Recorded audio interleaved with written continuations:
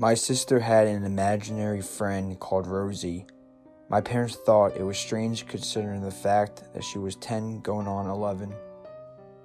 My parents would get so angry with my sister every time she brought her up.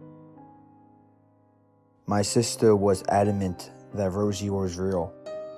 One night, when we were in bed, my sister told me that Rosie told her that our parents didn't like us and they wanted to get rid of us.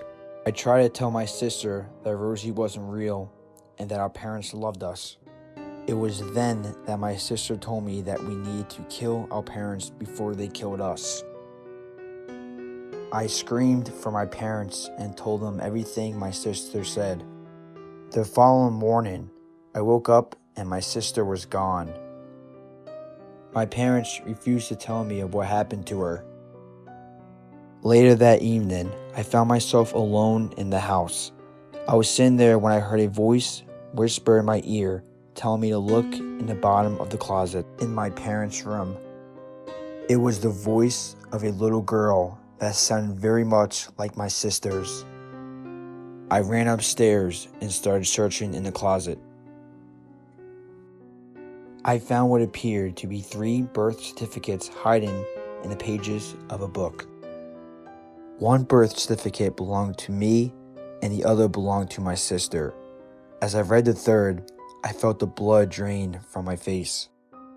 The name of the birth certificate had the name Rosie, and the birth date was the exact same as my sister's. I was shocked to discover my sister had a twin sister.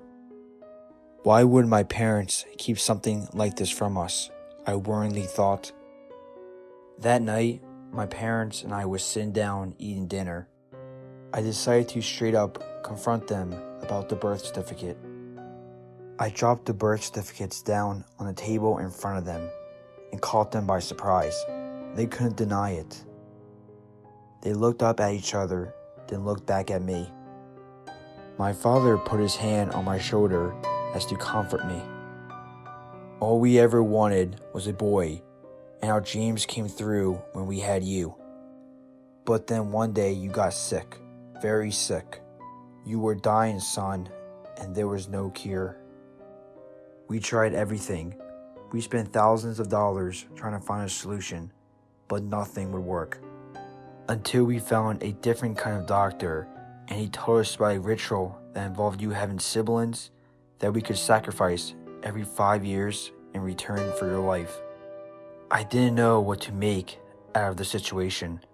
I was confused, but slightly relieved my parents weren't trying to kill me.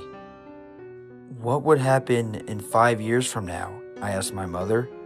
My mother smiled at me and put her hand on her stomach.